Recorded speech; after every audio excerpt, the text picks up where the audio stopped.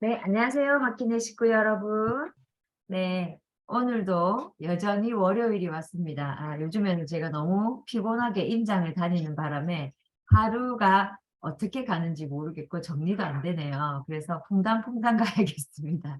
어쩔 수 없이 일정이 밀려가지고 이번에 가게 됐는데, 네, 제가 이제 KBC 계열 한번 해보도록 할게요. 네, KBC 계열 보이시나요? 보이나요? 네. 네.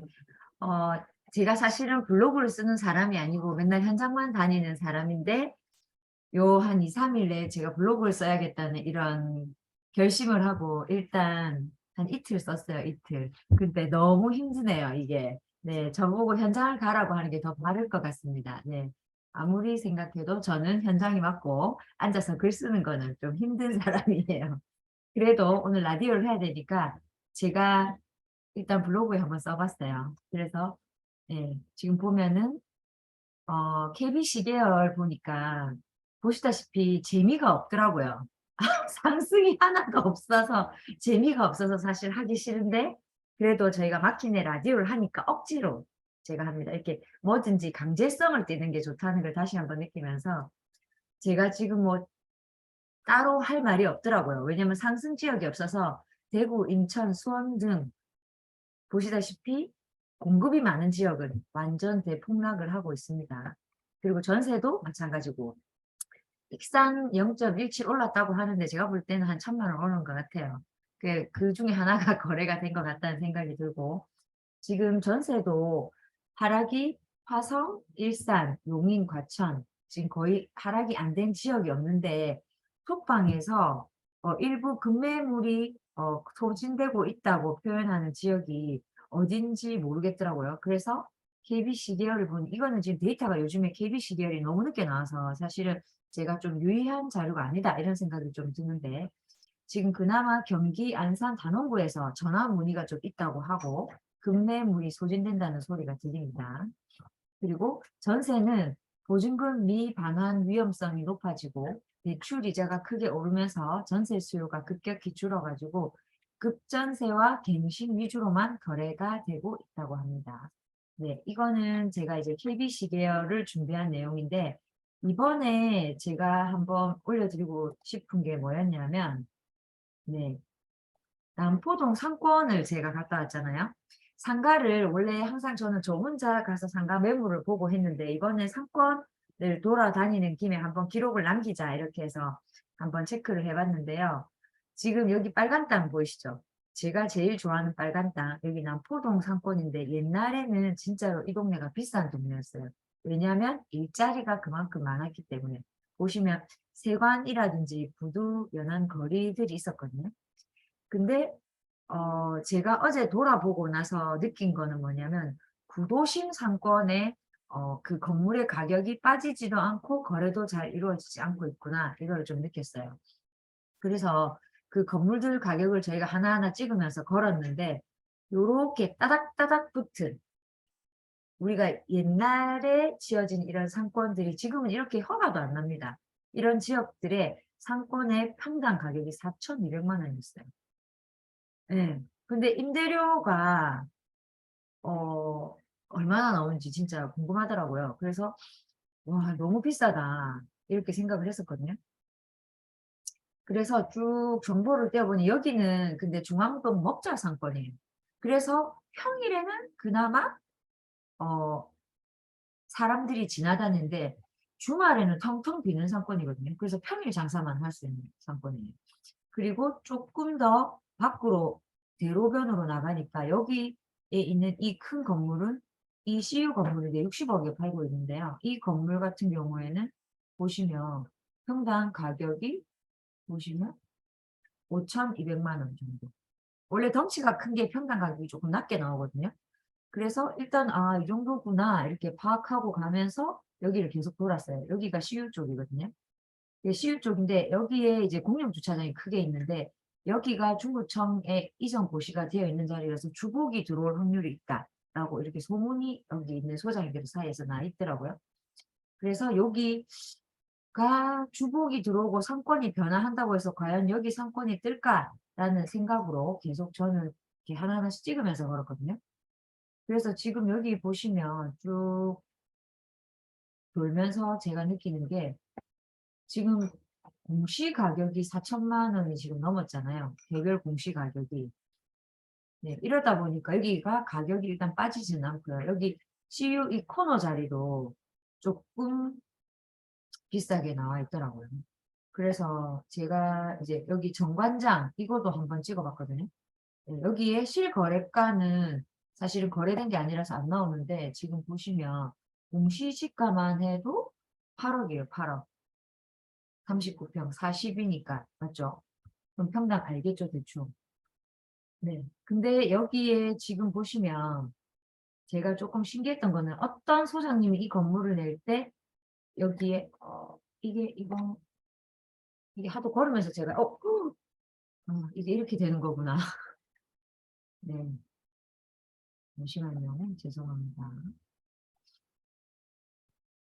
제가 이거를 너무 전체를 다 캡처해 버려 가지고 이 블로그를 처음 쓰니까 이거를 실수가 있네요. 네. 여기 소장님이 두 군데에서 이거를 이 정관장 건물을 낸 것 같은데 지금 보시면 이 상가 건물 정관장이 16억에 나와 있더라고요. 근데 한 소장님은 16억인데 지금 보시면 1억 3천 이렇게 매매 가격을 매겨 놓으셨고 한 소장님은 4천만 원이라고 평당 매겨 놓으셨잖아요. 이게 왜 그런가 했더니 얘는 땅값으로 계산해 놨고 얘는 건물하고 연면적으로 계산을 하신 것 같아요. 근데 실질적으로 땅값만 계산했을 때 거의 1억 대거든요, 여기가. 그러니까 이게 대로변이라서 엄청 비싼 거예요. 그래서 '야, 이 남포동 이쪽이 중앙동 외곽인데 왜 이렇게 비쌀까?' 이렇게도 생각을 했고 여기 중앙 사이길로 가면 또 호텔 거리가 있더라고요.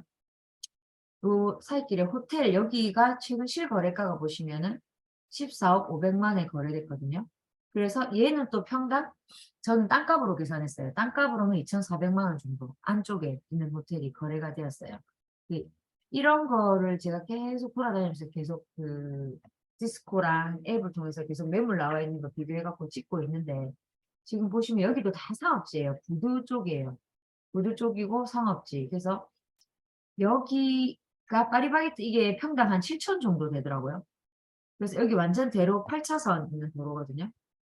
제가 이런 것들을 보면서 여기 호텔 같은 경우에도 안쪽에 들어가 보면 거의 평당 7천에서 8천 1억까지 거래되는데 제가 조금 밖에 대로변에 1억에서 7천은 이해가 가는데 '안쪽에 있는 게 이렇게 비싼 이유가 뭘까?' 이렇게 생각해 보면 상업지라는 땅이 특징인데 과연 이제 저는 지금 저희 사무실 광안리에 있다 보니까 광안리하고 비교했을 때 과연 여기가 이 정도의 금액을 내고 임대를 놓고 수익률이 나오는 땅이냐, 그리고 앞으로 개발 가능성이 있냐, 이래 가지고 쭉 제가 적다가 음 마지막에 사실 이거 계속 블로그를 썼는데 어제 배운 것 중에서 여러 가지를 봤겠지만 제가 마지막에 딱 검색한 게 뭐였냐면 우리 그 광안리 상권 있는 데 있잖아요.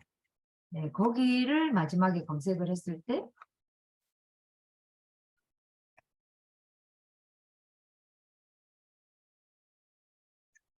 여기 광안리 바닷가 첫 번째, 두 번째 라인 있는데 여기가 39억 2천으로 나왔거든요.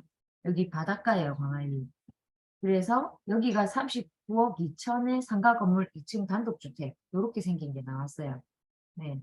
얘 같은 경우에는 지금 보시면 평당 6,986만 원 이렇더라고요. 근데 상권이나 사람들이 이렇게 활동하는 걸로 봤을 때 제가 볼 때는 똑같은 돈을 이제 주고 만약에 거래를 하거나 한다면 '이런 지역 간의 비교도 해야 되지 않을까.' 이런 생각으로 제가 블로그 쓰면서 이제 자꾸 생각이 많아지더라고요. 그래서 요런 식으로 저희가 비교를 한번 해 봤으면 좋겠습니다. 그래서 일단 오늘 제가 상가를 처음으로 네 이렇게 지역을 제가 걸어 다니면서 맨날 이제 매물을 보는 거를 원래는 그냥 저 혼자 캡처하고 보고 이렇게 말았는데 이제부터는 이제 하나하나씩 블로그를 써 나가는 방식으로 오늘 좀 어설퍼요. 그래도 이제 하다 보면 체계가 좀 잡히겠죠. 네, 그렇게 한번 해 봤습니다. 네, 그다음은 원래 백 님이 저희 그 톡방에 떠돌아다니는 얘기들이 있어가지고 그거를 제가 좀 조사를 해달라고 부탁을 드렸어요. 그래서 백님이 영상을 찍어서 보내주셨습니다. 그거를 한번 보여드리도록 하겠습니다. 이것도 화면 공유를 네, 해볼게요. 이 화면 보이시나요? 네. 네. 네, 안녕하세요. 백입니다. 네, 오늘 개인적 사정으로 저녁에 하는 오늘 마키네 라디오 참가하지 못하게 되어서 이렇게 녹화본으로 인사드리게 되었습니다. 뭔가 모니터에다가 혼자서 얘기를 하니까 조금 어색하긴 한데 오늘 그래도 얘기 한번 잘 해드리도록 한번 하겠습니다.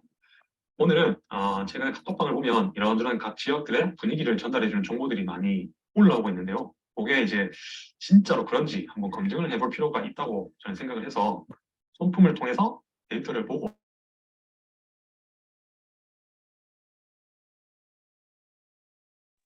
소리가 안 들리는데요. 지역의 지금은 매수세력부터 들리나요? 지금 들려요. 이런 내용들의 그런 카톡들 그리고 분당의 혹시 잘 들리나요?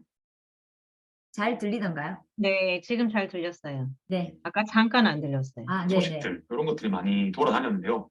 이게 진짜 그런지 한번 데이터를 통해서 검증해 보도록 하겠습니다.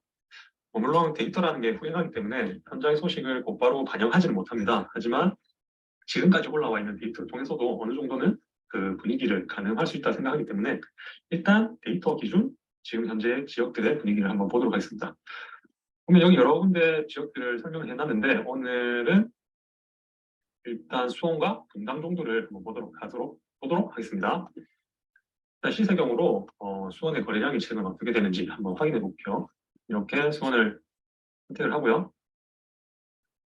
화면을 키워서 좀 더 크게 이렇게 보면은 조금 처음 보시는 분들은 이해가 안 가실 텐데 이 평균비라는 게 있는데요. 그 각 동네에 평균적으로 거래가 이 정도 된다는 걸 여기 표시를 해준 거고 평균비라는 거는 1월 달에 평균 대비해서 어느 정도 거래가 됐다 이걸 말해주고 있습니다. 그래서 이렇게 유리동이나 호미실동을 보면은 평균에 근사하게 점점 거래량이 늘어나는 것을 확인할 수가 있습니다.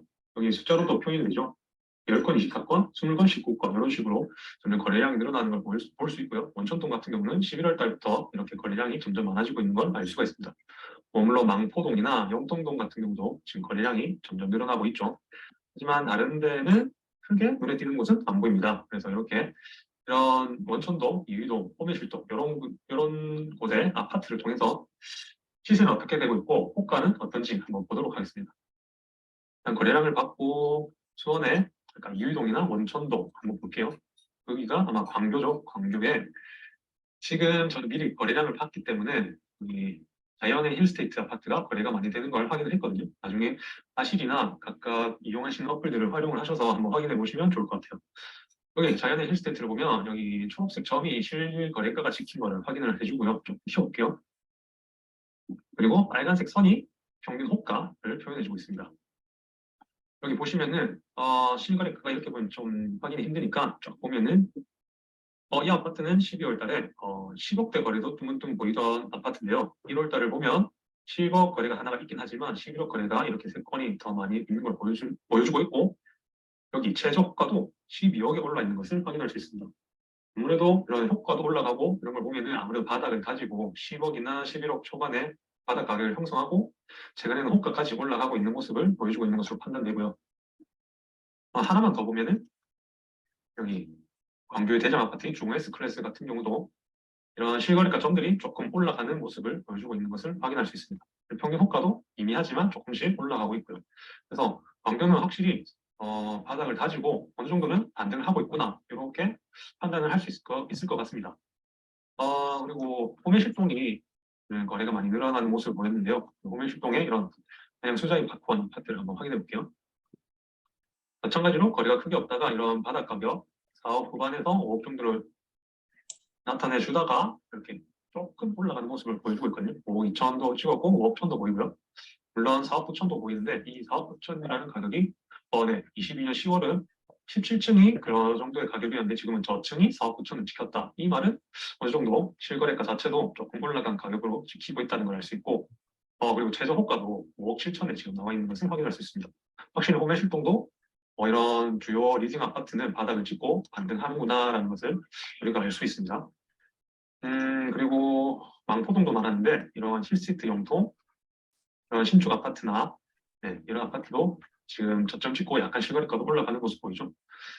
이렇게 한번 확인해 보시면 될 것 같고, 그리고 구축들도 거래가 많이 되는 것을 확인할 수 있었거든요. 이런 영통의 주 아파트들도 이런 거래가 좀 없다가 최근에는 이런 3억 언저리에 거래가 많이 되고 있는 것을 알 수 있고, 하지만 다른 신축 아파트들과는 다르게 아직 평균 호가는 여전히 올라가는 모습이 보이지는 않고 있습니다. 일단 많이 하락한 가격에 싸다고 판단되는 매물들만 아직 거래가 되는 모습인 것 같습니다. 그래서 수원은 뭐 간단히 봤지만 일급지의 광교나 오매실동, 그다음에 뭐 망포라든지 그런 선호되는 지역이 확실히 아까 카톡 정보에도 있던 것처럼 거래가 조금씩 되고 있으며 어느 정도는 반등도 보이고 있다. 하지만 우측이라든지 선호도가 낮은 곳은 아직까지는 바닥이 어딘지는 모르겠고, 하지만 거래가 되는 곳들은 그래도 금매라고 판단되는 것들은 거래는 또 되고 있다. 이 정도 정리하면 될 것 같습니다. 그래서 1월에 거래가 그래도 많이 되고 있다는 말이 들리기 때문에 2월 말이나 뭐 2월 달도 거래까지도 한 번 더 체크를 해보면 확실하게 알 수 있지 않을까 생각이 듭니다. 수원을 이렇게 간단하게 한번 훑어봤고요. 분당을 한번 볼게요. 아까 분당이 이런 뭐 부동산 사람이 많이 오고 금매가 거래되고 중대형이 거래되고 있다. 이런 특히 순회마을은 뭐 10개가 거래됐다고 하네요. 거래량을 한번 볼게요. 그러면 여기 실세경에서 분당을 체크를 하고 잠시만요. 눌러서 한번 같이 볼게요. 거래 평균 봤는데 아까 수원과는 좀 다르게 평균 대비해서 여전히 평균보다 80%에서 90%만큼 작은 거래량이 거래가 되고 있다는 것을 확인할 수 있습니다. 아직 거래가 살아나지 않았다는 얘기죠. 지금 70건이나 40건씩 거래가 되는 단계들도 아직 10건도 거래가 안 되고 있거든요. 그래서 뭐 카톡에서는 불이 나고 사람들이 많이 보고 금매가 거래되고 있다고는 하지만 아직 이렇게 데이터에 실거래가 찍히는 것은 아직까지는 그렇지 않다라고 생각이 듭니다. 물론 1월 거래가 많이 찍히는 2월 말이 되면 이 수치가 올라갈 수 있겠죠. 그때 한 번 더 팩트를 체크해 보는 게 좋을 것 같습니다. 특히 뭐 순회동 금매가 10건 이상 거래가 됐다고 하는데 뭐 6건 나오는 거 보면은 아직까지 그게 사실인지는 한 번 더 체크를 해봐야 될 것 같다는 생각이 듭니다.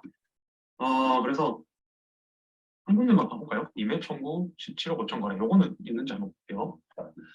임해 청구로는 네, 임해역 앞에 있는 이런 역세권 아파트인데 49평이네요. 보면은 아직 최근 거래가 그거에 찍히진 않았던 것 같고 최저가가 17억 5천이라고 보면 아마 요게 거래가 된 거 아닌가 싶습니다. 그래서 나중에 한 번 더 이런 것들이 거래가 실제로 된 건지 체크를 한번 해보고 인당의 흐름도 그때 가서 한 번 더 체크를 해보면 좋을 것 같습니다. 오늘 여기까지 저는 준비한 내용 발표를 마치고요. 지금 이런 거 있죠. 이런 내용 저는 어제 한 번 다 훑어를 봤는데 대부분 저도 공감이 가는 내용이 많았고 아닌 내용도 많았으니까 여러분들도 이런 게 올라오면은 정말 맞는지 데이터를 통해서 팩트를 체크해보는 시간을 가졌으면 좋겠습니다. 네. 어려운 거 있으면 언제든지 한번 궁금하신 질문해드리면 제가 아는 거는 최대한 알려드리도록 할 테니까 질문도 많이 해주시고요. 저는 다음 주에 실시간으로 한 번 더 인사드리도록 하겠습니다. 네, 감사합니다. 네. 네, 안녕하세요. 백입니다. 네, 오늘 제가 또 틀었네.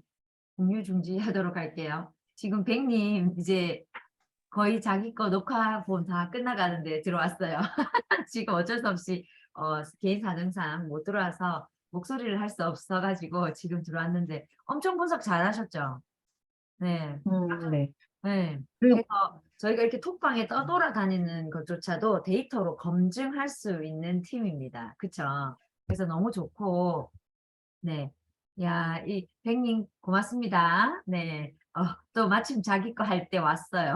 일단은 댓글로 달고 계시고, 네, 다음은 우리 컬리 채님 부탁드립니다. 네. 제가 지금 핸드폰, 저기 탭으로 하고 있어가지고, 네네네. 네. 하면은,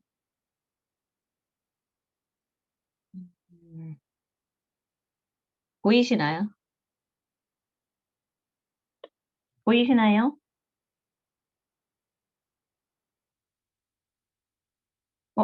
네, 내 얼굴이 나와. 네네네. 화면 공유가 잘못됐어. 아니, 근데 제 목소리가 안 들리시나요, 혹시? 저 목소리 목소리가 잘 안 들려요. 들려요. 잘 들리세요? 네. 네네네네. 오늘 이제 영어 명언부터 하겠습니다. 네. 자, 오늘 영어 명언 10번째고요. 지금 제가 10번째 마키네 라디오에 참여했다는 이야기고, 어, 오늘의 명언은 well done is better than well said. 그러니까 well done, 잘 행동된 것, well said, 잘 말해진 것. 그래서 well done, 그 잘 행동된 것이 is better, 더 낫다 than well said. 잘 말해진 것보다 낫다라는 얘기인데 이게 말하는 것보다 실천이 낫다라는 이야기입니다. 그래서 이제 저희가 지금 2023년도 그 다이어리 지금 쓰고 있잖아요. PDS 다이어리 쓰시는 분들도 있으시고 노트에다가 쓰시는 분들도 있으시고 그러니까 올해는 꼭 이루겠다고 그 노트에 적어둔 목표들을 행동으로 또는 결과로 보여지고 있는지 다시 한번 확인해 보시는 게 어떨지 2월 달에 또 1월 달에는 또 했지만 2월 달에 또 흐지부지 되는 경우가 있기 때문에 이렇게 오늘 명언을 준비해 봤고요. 그리고 오늘의 경매는 오늘 또 저희 집 근처에 있는 아파트 2개가 나와 가지고 좋습니다. 네, 굉장히 좀 흥미로워 가지고 요 소개를 해 드리고 싶었어요. 자, 아파트 지금 2개가 나왔어요. 2개가 나왔는데 밑에 거를 먼저 보여 드릴게요. 어저께 임장도 갔다 왔거든요, 여기. 현장도 갔다 어 왔어요? 예, 집 근처니까 한번 갔다 와 봤어요. 제 음. 학생도 여기 아파트 살거든요. 근데 아파트 상가도 잘 형성되어 있고 성남은 워낙 언덕이 높은데 여기는 언덕도 그렇게 높지도 않고 그리고 인제 지금 여기 나온 물건도 그렇게 높은 언덕이 아닌 곳에 있어서 성남 사람들은 '아 이 정도면 괜찮다.' 할 수 있는 언덕. 그리고 지금 보면 경매 2021 타경 590959고요. 대지권이 10평이고 건물 면적은 83m 제곱이고 25평이에요. 지금 이미 경매로 나온 거고 감정가는 8억 4천인데 이거는 인제 작년 걸로 감정 가격이 나온 거니까 높게 나온 거겠죠. 지금 3번 인제 유찰돼 가지고 2번 유찰돼서 인제 요번에 3번째 나오는데 지금 4억 1,400만 원으로 되어 있고요. 토지 건물 일괄 매각이어 가지고 밑에 보시면 지금 "조사된 임차 내역이 없다."라고 되어 있거든요. 조사된 이거 지금 여기에 아무도 그러니까 여기 지금 집주인이 살고 있다는 얘기예요. 네. 집주인이 살고 있고 그러니깐 뭐 우리가 어 뭔가 돈을 더 줘야 된다거나 그런 건 없는 거죠. 권리 분석은 아주 깨끗한 곳이고요. 그러면은 현재 여기에 현 시세가 어느 정도 되는지 한번 보도록 하겠습니다. 현 시세는 지금 107 동이 나온 건데 그 근처에 음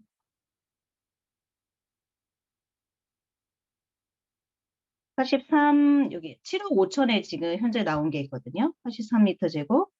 7억 5천에 나와서 지금 현재는 6억 5천에서 7억 정도의 매매 이제 그 네이버 부동산에 나와 있고요. 아실에서 실제로 거래된 거를 보면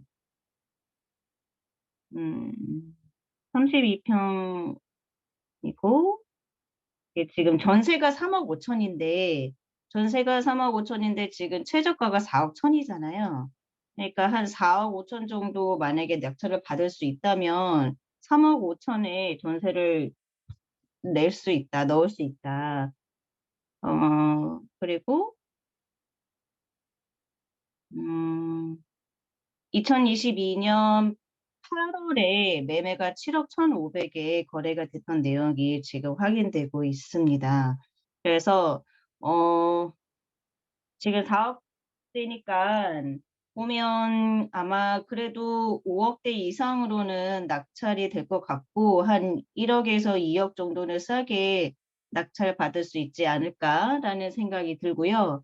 이 물건 지금 2가지가 나왔는데 하나 더 보면 이거 임차권 등기로 되어 있는 거거든요.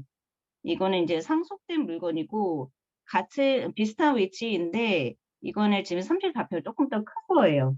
근데 지금 감정가가 9억 8천이죠. 이것도 지금 최저가 2번 유찰돼가지고 4억 8천인 거예요.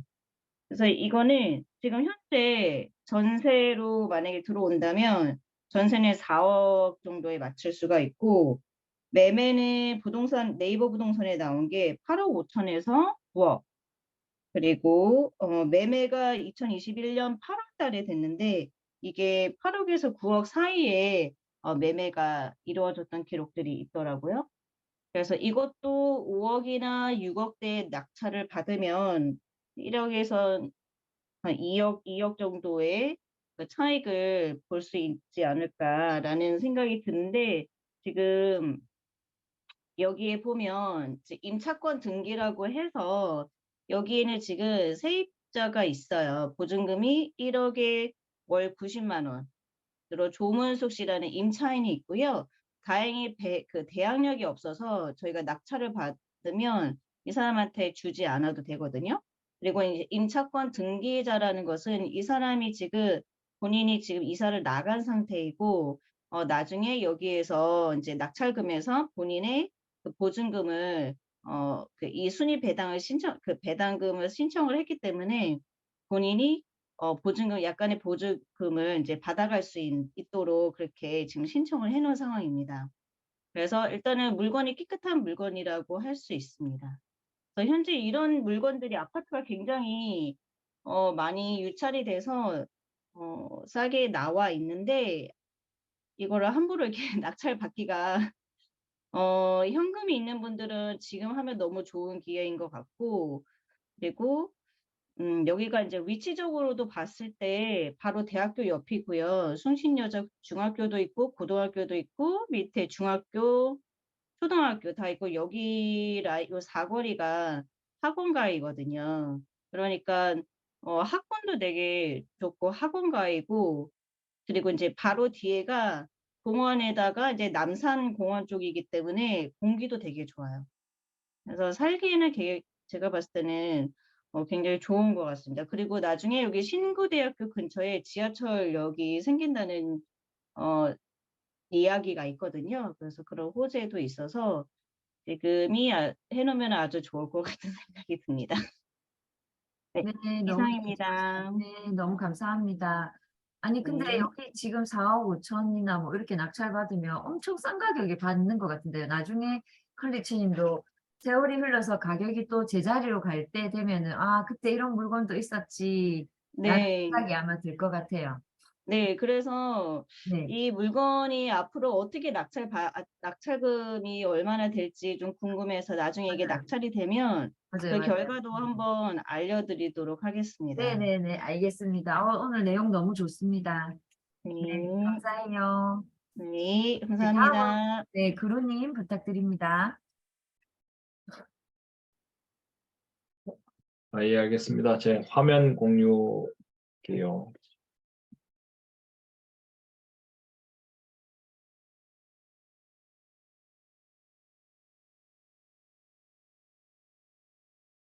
예. 화면 보이시죠? 부산 동래구 수안동 수안 2구역 재건축 정비구역 해제에 관한 내용입니다. 이틀 전에 재개발 재건축 정비 사업 관련해서 올려주신 기사들 중에서 수안 2구역 이제 재건축 정비구역 해제됐다라는 기사가 떴더라고요. 그래서 어떤 내용인지 한번 살펴보려고 제가 과거 기사부터 정비구역 상황 등에 대해서 한번 조사를 해봤습니다. 아, 너무 좋아요. 네. 예. 자, 기사를 찾아봤더니 일단 정비구역의 위기와 관련한 기사들이 이미 2022년 3월부터 나와 있더라고요. 그래서 2022년 3월 내가구 미동이라는 위기의 제목을 보게 됐는데, 이 기사 내용에서는 토지 등 소유자, 그러니까 수안 2구역 재건축 사업 내에 있는 1170명의 토지 등 소유자 중에서 4가구가 미동의해서 지금 사업이 지체되고 있다.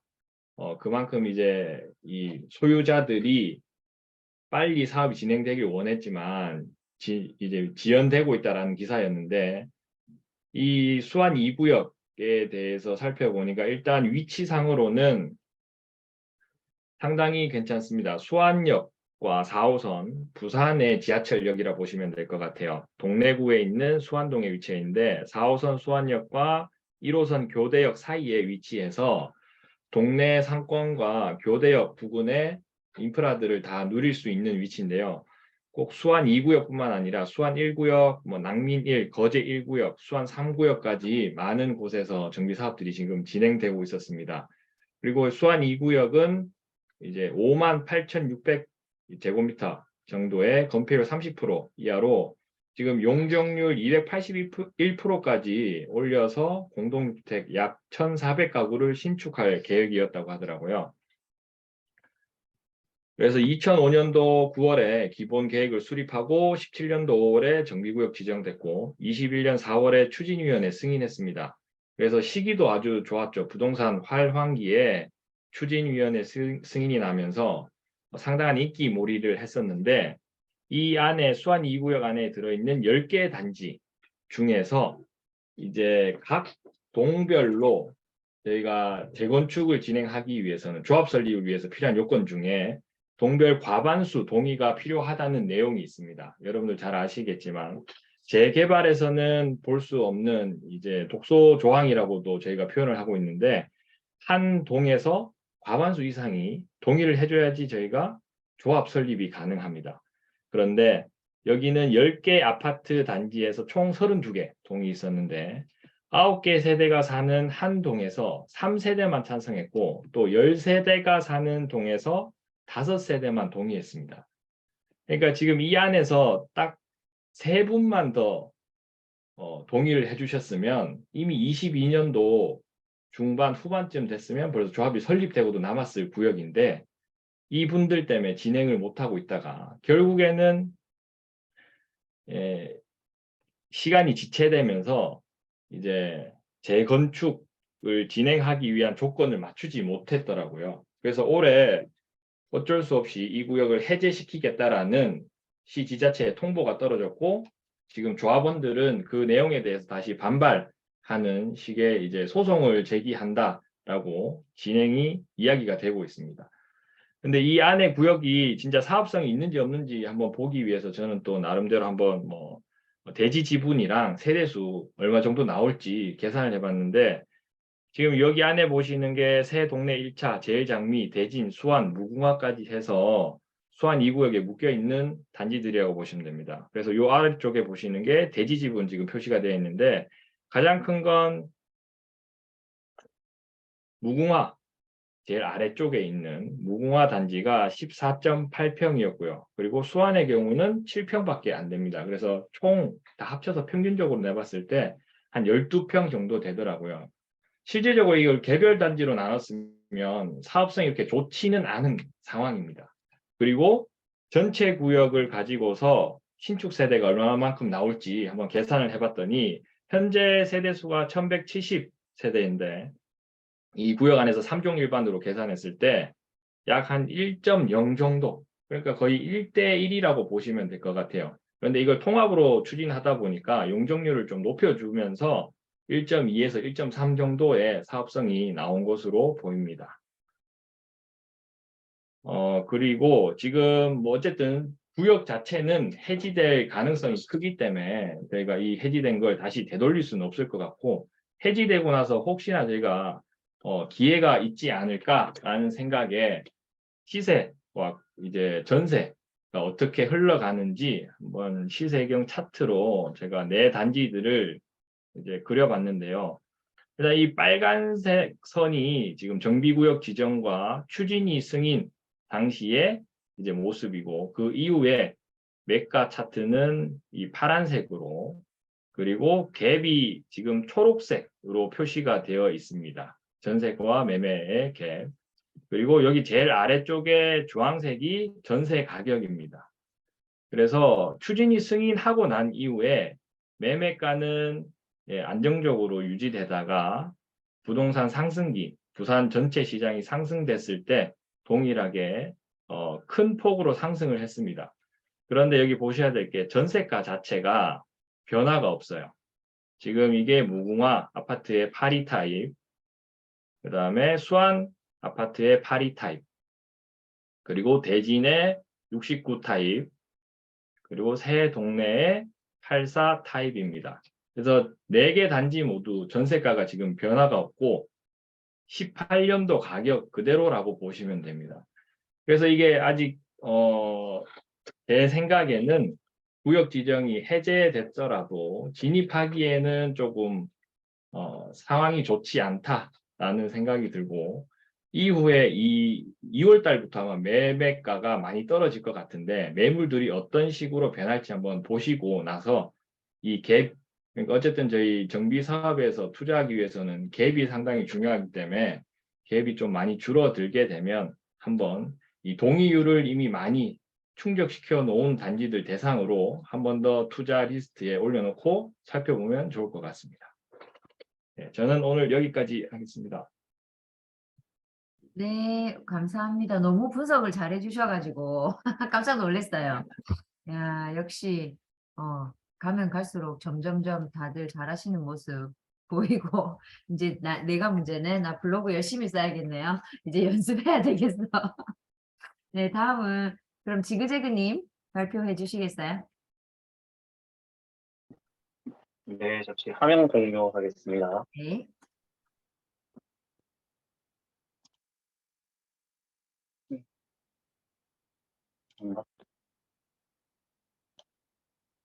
화면 공유됐네요. 네. 와. 네, 저는 이제 이번에 대박. 2040 서울 도시 기본 계획안 그 보고서가 이제 발표되었는데 그 대표님이랑 일단 얘기하다가 도심이랑 광역이랑 지역 중심 뭐 어떤 게 다른지 처음에 조사하다가 너무 간단하게 나와가지고 저는 요거 2040 서울 도시 기본 계획안 중에 이제 공간 계획이라고 있어요. 4번 파트에 4번 파트에 공간 계획이라고 있는데 거기 그 계획에 대해서 제가 간단하게 한번 발표를 해보자고 합니다. 먼저 일단 공간 계획에는 기존에 이제 2030 계획에 기존에 3도시인가 7광역 그리고 12지역 중심을 기존을 따르고 그리고 그 기능을 이제 고도화하고자고 일단 처음에 바로 명시가 되어 있고요. 먼저 말하기 전에 일단 도심과 광역 중심, 지역 중심에 대해서 제가 이제 그 조사한 거에 대해서 일단 먼저 말씀드리겠습니다. 도심과 광역 중심, 지역 중심이란 건 이제 서울시에서 이제 2030 계획 때 명시가 되어 있더라고요. 도심 계획은 서울의 글로벌 경쟁력을 강화하기 위해서 세계 도심을 특화하여 글로벌 기능을 부여한 곳을 이제 선정하였고요. 그리고 광역 중심은 이 세계의 도심의 글로벌 기능을 보완하고 그리고 업무, 상업, 문화, 관광 등 특화된 광역 기반을 통해서 지역 균형 발전을 도모하고자 선정되었고요.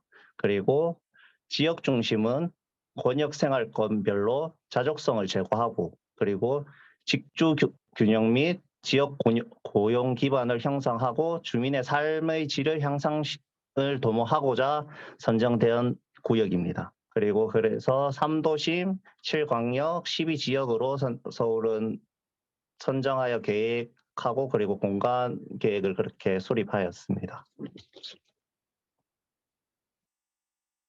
네, 2030이랑 2040이랑 다른 게 이제 3도심, 7광역, 12지역이 처음에 2030에서 먼저 제시가 되었는데요.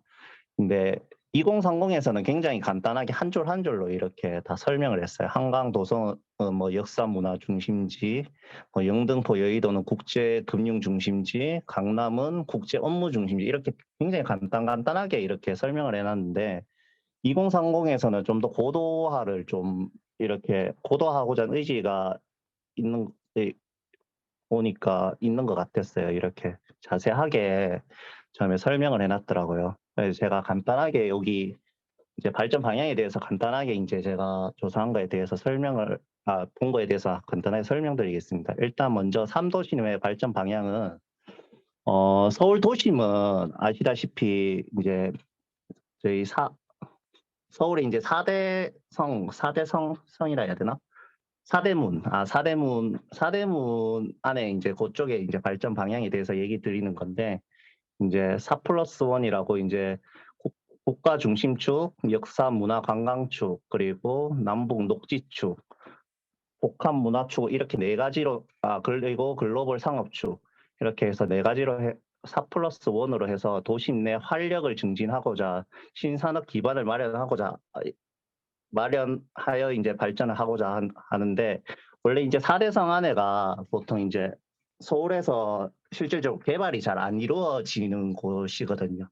네, 지구 단위 계획으로도 많이 선정되어 있고, 아무래도 사람들이 그러니까 많이 보고 싶어하는 곳이다 보니까 4대성 안에가 뭐 주거라든지 이제 고도 제한이라든지 굉장히 규제를 많이 받고 있는데, 이번에 서울에서 서울 도심에 대해서 이제 좀 원활한 정비를 그 도시 계획 체계를 조금 유연하여 가지고 원활한 정비를 통해 이제 서울 도심에 활력을 좀 부여하고자 좀 의지가 보였습니다. 아마 이번에 4+1 축이 기반으로 해가지고 조금 좀 규제 완화가 좀 나오지 않을까 이렇게 좀 생각이 됐고요. 그리고 여의도 영등포는 이제 여의도 영등포 간에 이제 상호 보완적 도시 기능을 분담하고, 그리고 여의도 산업지역을 영등포 산업지역을 재생 정비하여 신산업과 일자리 중심 공간을 육성하고, 여기에 보면은 그리고 영등포 신도림 간의 철도 구간을 지상 부분을 입체와 검토하여 선안껏 육성 기반을 마련한다. 이게 처음에 뭔가 이렇게 해서 검색을 제가 해봤는데, 입체화가 아무래도 그 지하와 뭐 지상의 그런 입체 공간을 이제 활용을 한다 이 말인 것 같더라고요. 아마 그 1호선 쪽에 그 철도가 잘하면은 좀 지하화되지 않을까 좀 생각이 되고요. 그리고 강남은 뭐 그 2030가 그대로 이제 국제 업무 중심지로서 이제 교통의 그 기반 시설, 강남도 똑같이 기반 시설 입체화를 하고 동서 방향의 확산과 동서 공간의 공간 통합을 연계하고, 그리고 일자리 업무 기능이 집적된 강남 도심을 지속적 유지 관리하기 위해서 이제 GTX 등 SRT 노선을 통해서 이제 도심의 발전을 이제 계획한다 이렇게 나와 있었습니다. 그리고 7강역의 발전 방향을 다 설명하면은 제가 너무 오래 걸릴 것 같아서 여기서 제일 눈에 띄는 용산에 대해서 간단하게 설명하겠습니다. 용산이 원래 계획에 보니까 거의 4도심으로 들어가야 되는데 그냥 이번엔 7강역에 넣은 것 같더라고요. 용산이 일단은 여의도 서울 도심과 여의도를 연계하여 한강 중심에 이제 강남이 원래 국제 업무 중심이었는데 이제 용산에 국제 업무 중심을 지원한다고 되어 있고요. 여의도의 공간이 부족하고, 그리고 금융산업을 지원하기 위해서 용산 정비창을 통해 국제 경제 혁신축의 핵심으로 조성하고, 그리고 용산 공원을 연계하여 국제 수준의 어메니티 공간을 조성한다. 그리고 제일 눈에 띄던 게 서울역과 용산 구간의 철도를 지하화해서 단절을 해소하고, 그리고 단절을 해소하고 녹지를 확충하는데, 이게 중심부에 아무래도 땅이 부족하다 보니까 조금 서울역과 용산역 구간은 실제로 좀 지하화를 서울에서 좀 빨리 좀 추진을 하지 않을까 이런 생각이 들고요. 그 주변에 아마 재개발지나 이런 데가 조금 더 활성화되지 않을까, 더 그 변했을 때 더 좀 멋진 공간이 되지 않을까 이런 생각을 좀 해봤습니다.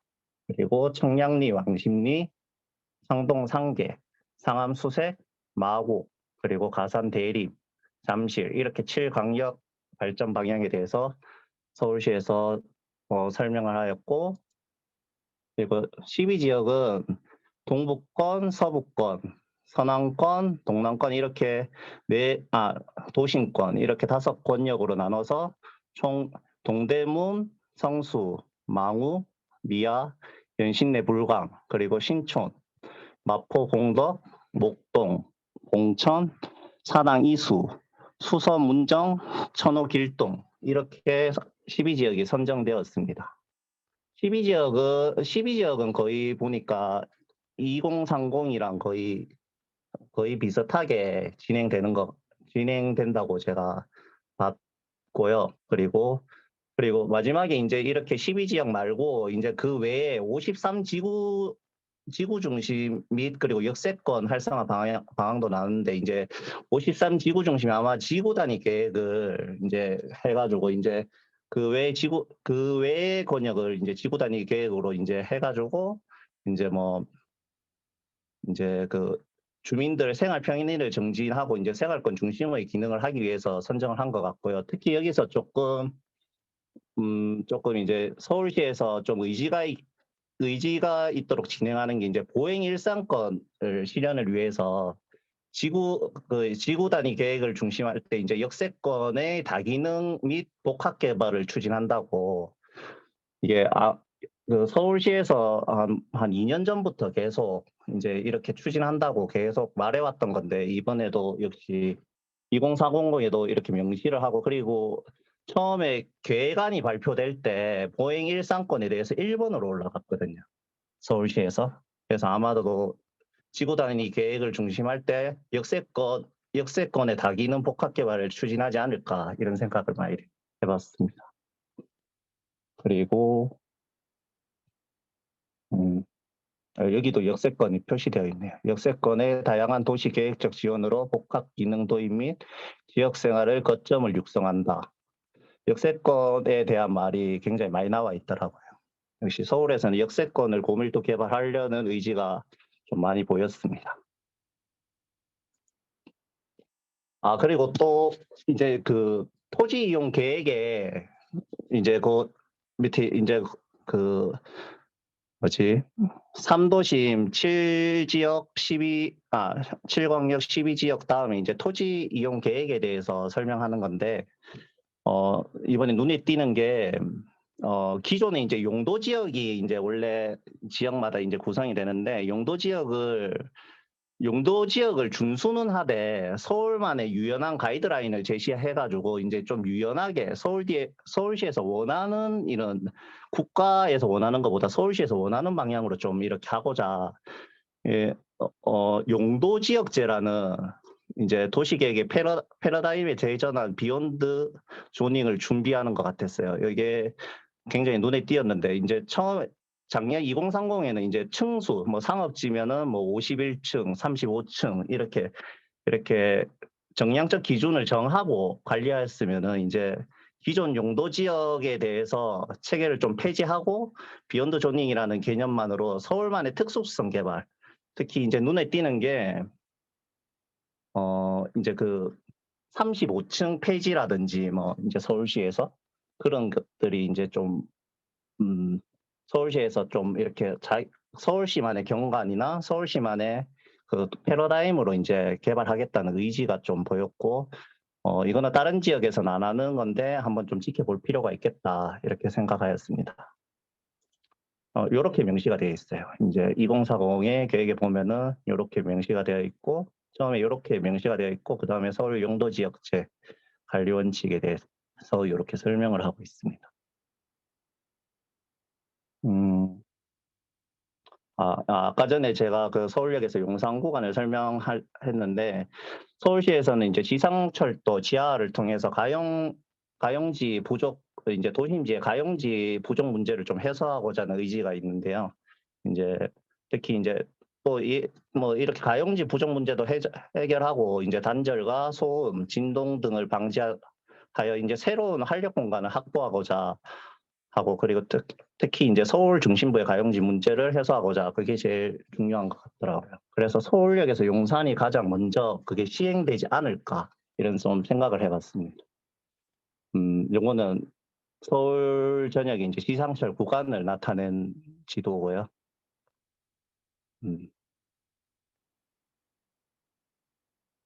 이게 처음에 2040 이게 보고서가 발표되기 전에 22년 3월에 이제 2040 도시 기본 계획안이 먼저 발표가 되었거든요. 이제 이게 6대 공간 계획안인데, 이제 여기 보면은 이제 도시 공간의 재구조화, 그리고 미래 도시 인프라 구축을 기준으로 이제 6개 보행 일사건 조성, 소변 중심 공간 재편, 그리고 미래 성장 거점 중심지 혁신, 다양한 도시 모습, 도시 계획의 대전환, 그리고 기반 시설의 입체화, 미래 교통의 인프라 확충, 이렇게 서울에서는 이렇게 중점적으로 해가지고 공간을 계획했다는 것을 한 번 더 알 수 있었습니다. 이게 22년 3월에 먼저 이게 그 기사로 나왔더라고요. 그 기반으로 이번에 2040 기본 계획안을 좀 수립한 것 같습니다. 이상으로 발표를 마치겠습니다. 야, 너무 감사합니다. 네, 너무 열심히 해주신 것 같아가지고 저도 도시개발 때 거의 다 읽어봤는데 핵심을 다 얘기해 주셨네요. 네, 감사하고 네. 다음은 화면 공유 꺼주시면 다음은 수경님. 오늘 혹시 미름님 준비되셨나요?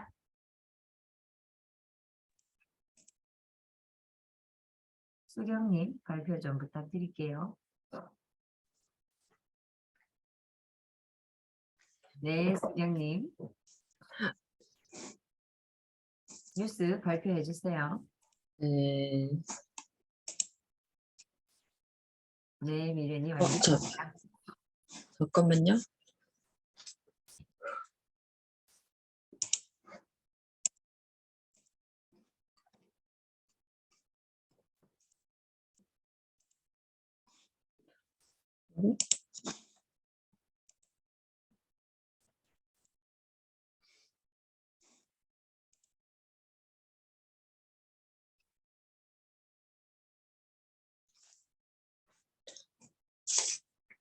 네, 반갑습니다.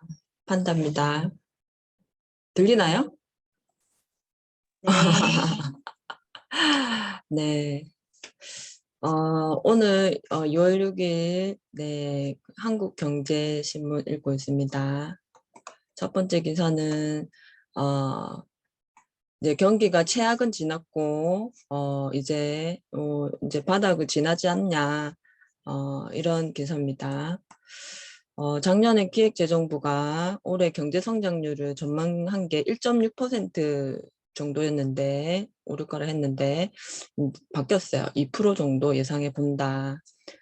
그 이유는 일단 긴축 정책이 일단락된 것 같고 중국 경제성장이 다시 시작될 것이고 그다음에 원자재 가격이 지금보다는 이제 더 오를 수는 없을 거다라고 보고 우리 올해 경제 성장률을 전망치를 좀 더 올렸습니다. 네, 그렇지만은 우리나라 좀 현재 소비자 물가 상승률이 높은 상태고 그다음에 그 무역 적자가 최대치거든요. 100억 달러. 그리고 부동산 시장이 아직까지 위축 상태이기 때문에 바닥을 쳤다라고 보기는 어렵다라는 의견도 많습니다. 그다음에 이게 이제 환율인데요. 환율이 이제 떨어지다가 다시 약간 올랐다는 내용이고, 미국은 고용 시장이 굉장히 탄탄하다고 해요. 고용에 대한 지금 수치는 떨어지질 않고 있거든요. 네, 고용 수치가 유지되면은 다시 물가가 오를 확률이 많기 때문에 다시 긴축이 더 길어질 수도 있겠다라는 의견이 다시 나오고 있어요. 네, 그런 내용입니다. 그다음에 이거 제가 톡방에 넣어줬는데 사실 이 내용은 예전부터 나오고 있었거든요. 예, 이제 미국이 중국의 이제 첨단 산업, 반도체 이런 것들을 굉장히 제재하면서 그 중국으로 넘어갔던 그런 제조업들을 미국 시장으로 다시 지금 돌리고 있거든요. 여러 가지 이유가 있는데 돌리고 있고 그리고 패권 전쟁 때문에 중국에 들어가는 그런 뭐 첨단 산업 분야의 그런 공장들을 못 들어가게 하거든요. 못 들어가게 하고 수출도 제재를 하고 그다음에 미국에서 반도체나 뭐 전기차, 2차 전지에 관련된 그런 산업을 하려고 하면은 미국에다가 공장을 지어라 라고 하고 있거든요. 그래서 어쩔 수 없이 울며 겨자 먹기로 지금 우리나라의 삼성전자, SK하이닉스, 롯데케미칼 등 대기업들이 이제 미국으로 투자를 돈을 싸지머지고 들어가고 있습니다. 어쩔 수 없이. 네. 그다음에 이거는 TV에서는 제가 TV를 잘 안 봐서 TV에서는 어떻게 나왔는지 좀 궁금한데 그 미국 영공에 중국 정찰 풍선이 있대요. 그게 이제 돌아다녀가지고 미국에서 이제 격추를 시켰거든요. 예. 그래서 이제 미국에서 원래 미국 국무장관이 중국 방문하기로 했는데 그걸 취소하고 미국에서는 이거는 군사적 목적의 정찰 기기로 본다. 이래가지고 약간 민감하게 반응을 하니까 중국은 이거를 민간 무인 비행선인데 뭐 이거 무력을 이용해가지고 이렇게까지 할 필요가 있나 항의를 했거든요. 근데 제가 이 기사 보면서 이게 나라의 그 역사를 보면은 중국이 훨씬 오래됐잖아요. 그 다음에 전쟁의 경험으로 보면 중국이 훨씬 더 많거든요. 이렇게 보면은 이렇게 요즘에는 뭐 그냥 전쟁하자라는 이제 그런 선포도 하고 하지만 안 그런 경우도 많았거든요. 전쟁할 때 보면은 그냥 진짜 사소한 시비를 걸어가지고 상대방을 민감하게 만들고 사소한 또 실수를 하게 만들어서 그런 걸로 명분을 삼아서 전쟁을 일으킨 경우가 많이 있거든요. 보면 진짜 사소한 걸로. 네. 우리나라도 강화도 조약할 때 보면은 운요 사건이 일어났잖아요. 그것도 작은 배가 정찰 배가 와가지고 안 가고 있으니까 시비가 붙은 거거든요. 네, 그런 식으로 이제 사소한 시비를 만들려고 하나? 약간 이제 그런 느낌도 들더라고요. 이제 지금 미국하고 전쟁해가지고는 뭐 승산이 없지만, 네, 좀 그런 생각 들었어요. 약간 그런 느낌도. 그다음에 이제 은행들이 이제 금리랑 수수료를 내리고 있다라는 얘기거든요. 주담대 대출 그 금리가 한 달 동안 1.22% 내렸다고 합니다. 5대 은행에서 이제 각종 수수료 조금 이제 깎아주고 있고요.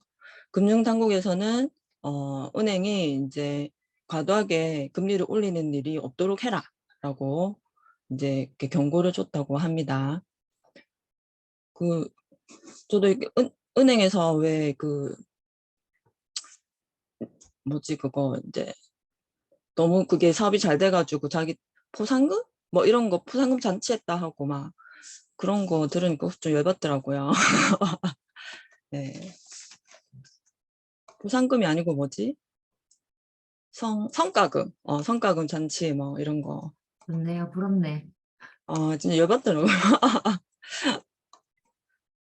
그다음에 새학기 이사철 이제 시작인데 전세 대출 어디가 싼가 요거 이제 기사에 이렇게 좀 정리를 해줬더라고요. 신한은행이 제일 지금 현재로는 4.4로 좀 싸다고 나와 있고 농협이 5.5로 조금 비싼 편으로 지금 금리가 안정돼가지고 부동산 시장이 살아나는 데는 한 3%로 보고 있더라고요. 3%. 금리 3%면은 좀 부담 없이 거래하지 않을까 이렇게 보고 있는데 아직까지는 지금 4, 5%니까 네, 조금 더 내리면 좋겠습니다. 네, 이제 세금, 종부세, 이건 이제 세금 이제 이미 다 아시는 내용인데, 종부세 비과세 기준 1가구 1주택 경우 12억까지 되고, 부부 공동명의면은 18억까지 된다는 거. 그거 한 채, 좀 비싼 집 하나면은 부부 공동명의 하면 괜찮겠더라고요. 18억까지는 세금을 안 내니까. 다주택자 종부세도 이제 중과세가 없어졌잖아요. 중과세 없어졌다는 거. 일시적 2주택이면은 3년 내 집을 팔면은 세금이 없고, 취득세도 기본세율로 해준다는 거. 그다음 소득세 부담도 줄였다고 합니다. 3천만 원 연봉자 소득세 부담이 30만 원에서 22만 원으로 줄어든다고 하고요. 그다음에 월세 내는 거 공제해주는 거 있잖아요. 공제해주는 것도 그 10%에서 15%로 공제를 더 받을 수 있도록 네, 해준다고 합니다. 세금이 조금씩 줄었다고 하네요. 네, 서울 아파트 살 사람들 늘고 있던 노도강 공투 이렇게 돼 있는데 특례 보금자리가 1월 말부터 해가지고 시작됐잖아요. 그 돈이 그게 이제 9억짜리 집까지잖아요. 그래서 이제 9억짜리 집, 노도강이 9억짜리 집, 그 언저리 집들이 많잖아요. 네, 그래서 그 돈들이 노도강으로 가고 있는 것 같다라는 기사입니다. 서울 아파트 매매 지수가 그 R1 기준으로 60에서 1월 첫째 주에 64.1을 찍더니 8개월 만에 64.1을 찍더니 5주 연속 오름세로 보이고 있다라는 내용입니다. 그다음에 이제 뉴홈 이거 이제 반값 아파트 이제 정부에서 하는 공공분양인데요. 고덕 강일, 경기 고양 창릉, 남양주 양정 역세권하고 남양주 진접 이지구하고 5년 동안 50만 가구를 지금 이제 분양할 예정이고요. 지금 091, 지금 6일에 한다거든요. 6일부터. 근데 091 기준으로 12월 30일이 기준이고 주소지가 수도권이면 가능하고 SH 홈페이지에서 청약 시스템 이용하시면 가능하다고 합니다. 이거는 또 결과가 어떻게 될지 궁금하네요. 네. 이상입니다. 네, 잘 들었습니다. 네, 저는 뉴스 읽는 게 제일 재밌긴 하네요. 네. 그 뭐지? 확실히 이 뉴스랑 도시개발 계획 뭐 이런 거 보니까 정부에서 우리를 규제를 정말 많이 하고 있구나.